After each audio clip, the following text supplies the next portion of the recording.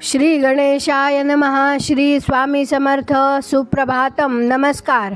सिया ऑफिशियलवर आपले सुस्वागतम. योगेशं सच्चिदानंदं वासुदेवं व्रजप्रियं धर्मसंस्थापकं वीरं कृष्णं वंदे जगद्गुरुं. आज आपण महाभारतातल्या पहिल्या खंडातल्या आदिपर्वातले ययातीचे उपाख्यान पर्व पुढे वाचायला सुरुवात करूया.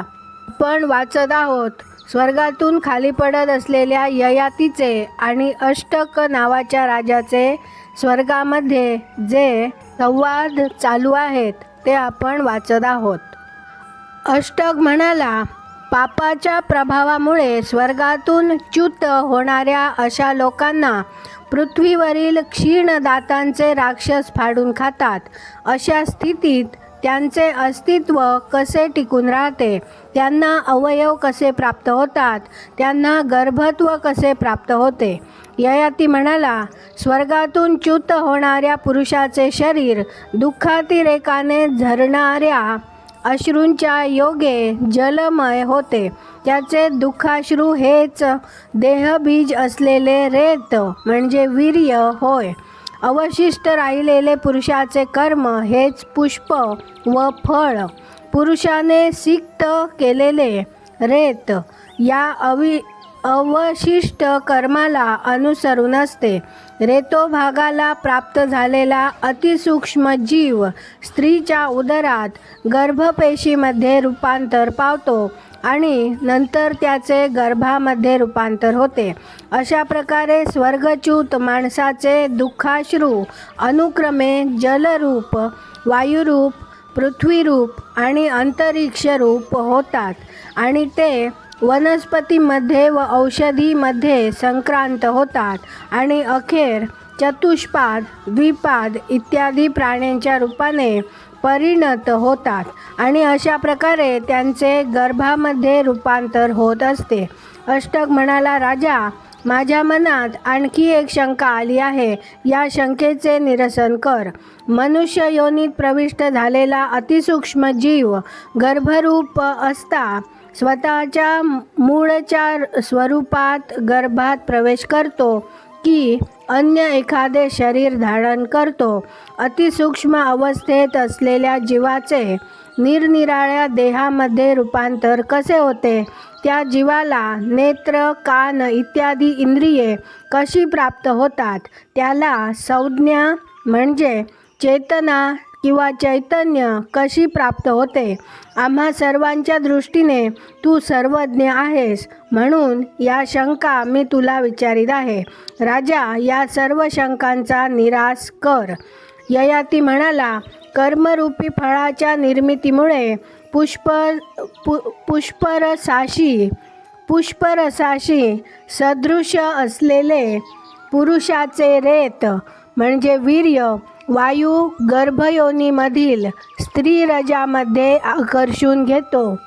म्हणजेच जीव गर्भाशयामध्ये प्रवेश करतो. गर्भाशयात असलेल्या तन्मात्रामुळे अत्यंत सूक्ष्म जीवामुळे बळ प्राप्त करून घेतलेला वायू तेथे गर्भाची क्रमाने वाढ करतो. गर्भाशयामध्ये प्रतिदिन क्रमाने वाढत जाणाऱ्या त्या गर्भाला सर्व अवयवांची जोड प्राप्त होते आणि त्याला संज्ञा प्राप्त होते.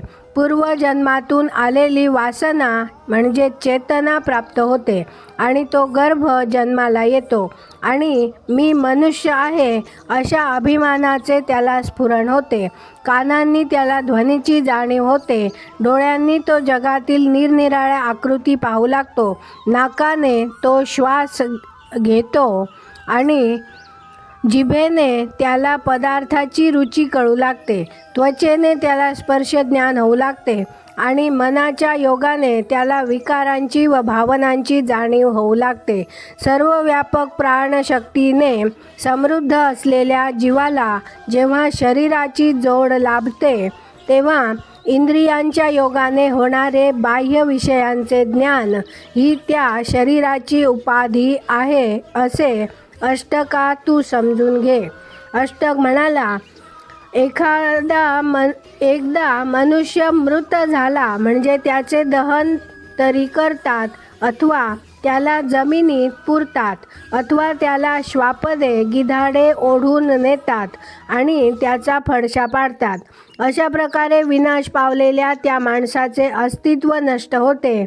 मग कोणत्या सूक्ष्म देहाच्या म्हणजे आत्म्याच्या रूपाने तो त्यापुढेही चैतन्याने युक्त राहतो.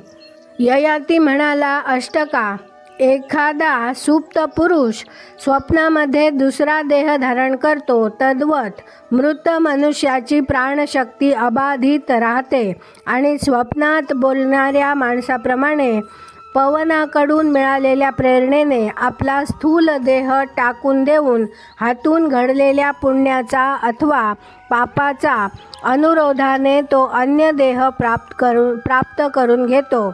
मरणानंतर पुण्यशील पुरुष पवित्र देहाचीच प्राप्ती करून घेतात आणि पातकी माणसांना पापाने लिडबिडलेल्या देहाचाच लाभ होतो. जे निर्भेळ पातकी असतात त्यांना कीटकांचा म्हणजे काजवे, टोळ इत्यादी क्षुद्र पाखरांचा, चतुष्पाद प्राण्यांचा अथवा द्विपाद प्राण्यांचा देह प्राप्त होतो. महात्म्य अष्टका, असल्या कोणत्याही देहाची मला मुळीच अभिलाषा नाही. अष्टका, मी हे सारे तुला पुष्कळ विस्ताराने विवरून सांगितलेले आहे. राजा, आणखी काही विचारायचे आहे का तुला? अष्टक म्हणाला, राजा, मर्त्य माणसाला श्रेष्ठ लोकांची जी प्राप्ती होते ती कशाच्या बळावर होते? तपश्चर्येच्या बळावर की विद्येच्या बळावर? माणसाला कशाच्या योगाने क्रमाने पुण्यवान लोकांची प्राप्ती होते हे जाणून घेण्याची माझी उत्कंठा आहे. मला सर्व स्पष्ट करून सांग. ययाती म्हणाला, तपश्चर्या, दान, मनोनिग्रह, इंद्रिय निग्रह म्हणजे हीन कृत्याविषयी लज्जा, वृत्तीचा सरळपणा आणि प्राणीमात्राविषयी अनुकंपा. स्वर्गामध्ये प्रवेश करण्यासाठी माणसाला ही 7 दारे उपलब्ध आहेत असे प्रज्ञावंत सज्जनांचे मत आहे. तमोगुणाने माणसे पूर्णपणे ग्रस्त झाली आणि मीच श्रेष्ठ असा गर्व मिरवू लागली असता स्वर्गाची ही दारे त्याला कायमची बंद होतात असेही थोर पुरुष म्हणतात. अध्ययन पूर्ण करून स्वतःला जो कोणी फार मोठा पंडित म्हणवून घेतो, प्राप्त करून घेतलेल्या विद्येचा उपयोग इतरांच्या कीर्तीला काळीमा लावण्यासाठीच करतो, तो श्रेष्ठ लोकांना कायमचा मुकला असे समज. त्याने केलेल्या अध्ययनाचे कसलेही फळ त्याला मिळत नाही.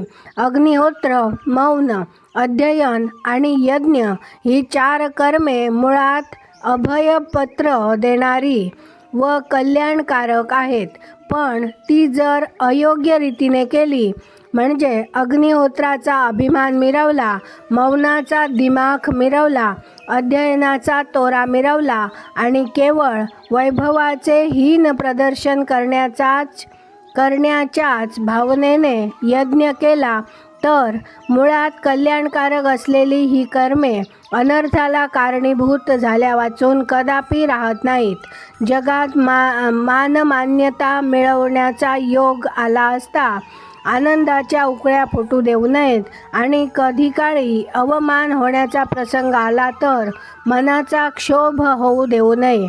या जगात सद्वृत्त पुरुष सदाचारी पुरुषांना नित्य आदर दाखवित असतात, पण जे मुळातच हीन बुद्धीने लिडबिडलेले असतात अशा माणसांना कधीही सुविचार सुचत नाही.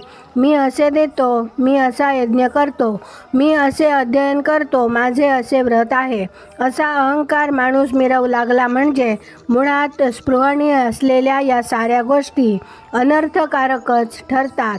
बाह्य जगातील विषयांच्या मागे धावण्याचा ज्याचा नित्य स्वभाव आहे अशा मनोनिग्रही पुरुषाच्या मनाच्या मार्गामध्ये रुद्ध झालेल्या आपल्या पुराण म्हणजे प्राचीन आश्रयस्थानाची ओळख ज्यांना पटते त्यांचे तेच स्थान म्हणजे ब्रह्म तुमचे कल्याण करणारे आहे.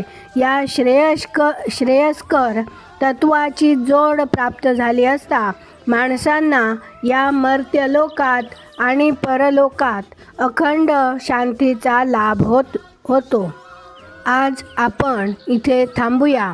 माझ्या सिया ऑफिशियलला सबस्क्राईब केले नसेल तर कृपया आत्ताच सबस्क्राईब करा आणि दररोज महाभारत कथा ऐकण्याचा आनंद अवश्य घ्या. बाजूच्या बेलवर क्लिक करून लाईक करायला विसरू नका. शेअर करा, कमेंट करा आणि राधे राधे लिहायला विसरू नका. धन्यवाद. जय श्री कृष्ण.